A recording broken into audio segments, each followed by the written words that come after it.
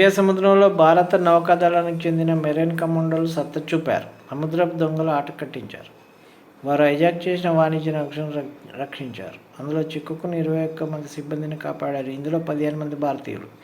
ఇటీవల మధ్య ఉత్తర అరేబియా సముద్రం, ఎర్ర సముద్రం, ఏడెన్ జలసంధుల్లో నౌకలపై దాడులు జరుగుతున్న నేపథ్యంలో భారత నౌకాదళం ఇప్పటికే ఆ ప్రాంతంలో నిఘా పెంచిన సంగతి తెలిసిందే. వాణిజ్య నౌక ఎంవి లీలా నార్పోక్ హైజాక్ అయినట్టు ఉదయం United Kingdom maritime trade business operations నుంచి నౌకాదళానికి సమాచారం అందింది.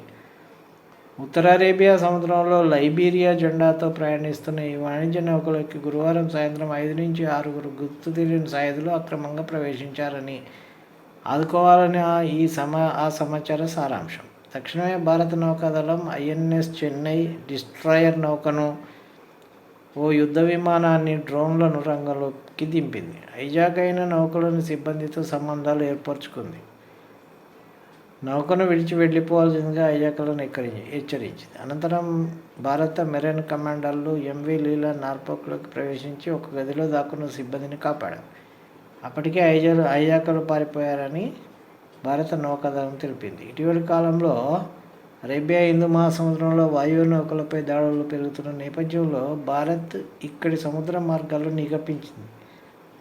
కొద్ది రోజుల క్రితం భారత్కు వస్తున్న వాణిజ్య నౌకపై గుజరాత్ తీరంలో డ్రోన్ దాడి జరిగింది. అప్పుడు ఐసీజీఎస్ విక్రమ్ను రంగంలోకి దించి నౌకలోని 20 మంది భారతీయులు